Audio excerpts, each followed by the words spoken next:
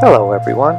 Welcome to the 66th episode in our AI and You podcast series. Today is Tuesday, July 6th, 2021, and I'm your host, Vikhar Saidi. I'm a computer scientist and engineer, a lecturer, and a consultant. I'm also the author of several books. My most recent book is about artificial intelligence and is titled The Genome Affair. The Genome Affair is a speculative work. It examines what the world might be like if some of the more extraordinary capabilities forecast to be realized in AI over the next 20 to 30 years were actually realized today. Given the growing list of frightening existential threats humankind now faces, the book pays particular attention to the impact AI is expected to have on world affairs. The book is available in ebook format for those who prefer to read on a digital device, but it's also available in a high-quality paperback edition. The Genome Affair is available on Amazon, so I hope you'll take the time to read it and to leave a review. Amazon book reviews are very helpful for writers. I'm very interested in how science and technology influence world affairs and the big questions facing humankind. Studying at the confluence of the great disciplines of human history, political science and thought, international affairs, science and technology offers a deep understanding and pedagogically important lessons of how advances in human endeavor have influenced and impacted civilization.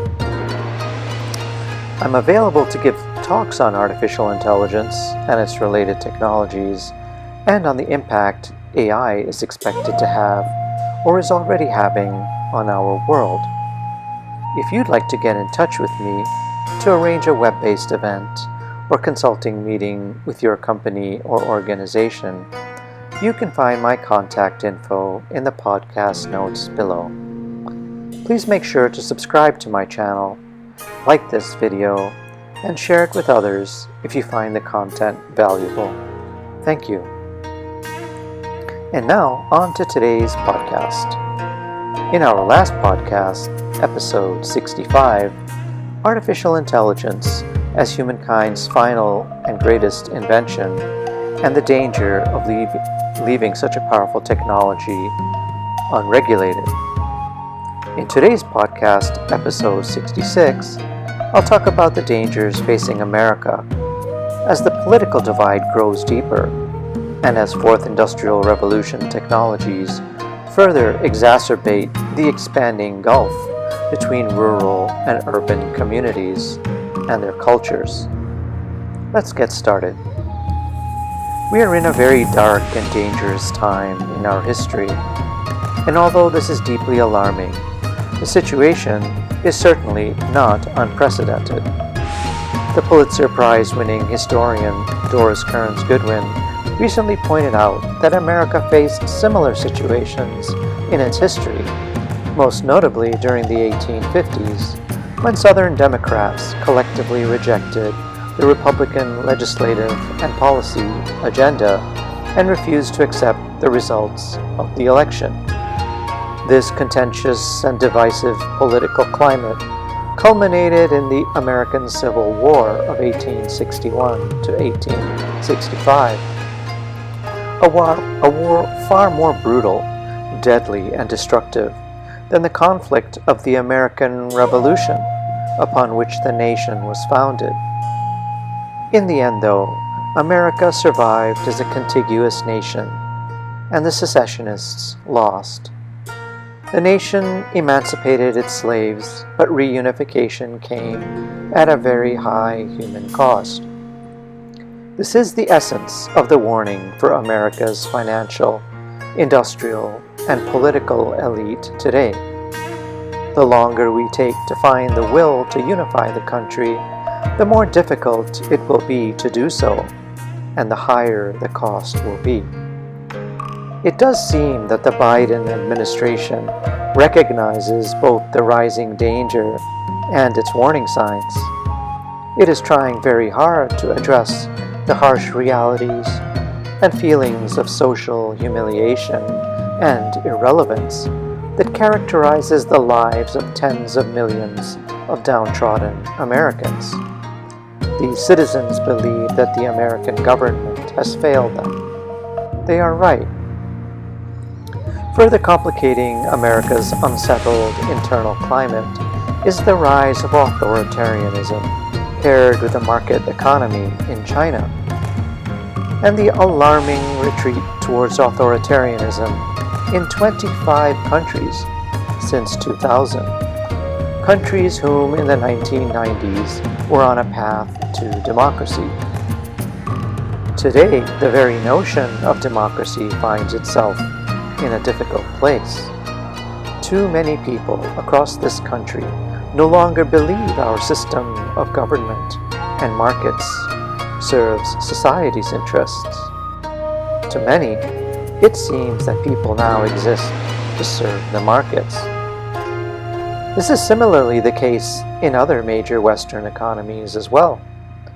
The transition over the past 40 years from a commercial philosophy in which industry endeavored to earn a reasonable profit, while also caring for society and the nation, to a commercial philosophy of maximizing profit, a mercantile ideology in which profit has been deified to the extent that everything must be sacrificed at its altar, has done enormous, perhaps existential damage to our nation and democracy. In the 2016 election, Trump secured 74 million votes, and Biden secured 81 million votes. However, when we look more closely at these numbers, we see some very disturbing trends. The counties where Biden won represent 70% of America's GDP, but just 5% of the nation's landmass. Conversely, the counties where Trump won represent just 30% of America's GDP, but 95% of its landmass. This is extraordinary. It's an urban-rural divide, a clash of cultures, perhaps resembling North versus South, in the period leading up to the American Civil War. The cosmopolitan, credentialed, educated, liberal elite that inhabit America's major cities, a diverse society whose culture, life, and values are celebrated and chronicled in film, literature, and theater, today face off against an invisible and vanquished proletariat, whose meaningless lives hold no value for anyone, anywhere. It's a desperate plot, perhaps best befitting a Shakespearean tragedy. It doesn't take a historian to recognize that such underlying tension is likely to erupt into something truly awful. But given the dearth of ideas of how to move the nation forward, Republicans have instead harnessed the very despair of these faceless, marginalized rural peasants who serve in the much poorer physical economy. Subsequently, the GOP aligned themselves against those who represent the urban society, the residents of the nation's major metropolis, Boston, Chicago, Miami, New York City, Silicon Valley, etc., who so resoundingly dominate today's digital economy as it races ahead with fourth industrial revolution technologies, including artificial intelligence, biotechnology, computing, both quantum and super, and data science. In 2001, just prior to the September 11th incident that brought down New York City's iconic World Trade Center Twin Towers and the dot-com bubble burst early the following year, the U.S. reported a GDP of $10 trillion. In 2020, just 19 years later, the U.S. reported a GDP of $20 trillion. U.S. GDP has doubled.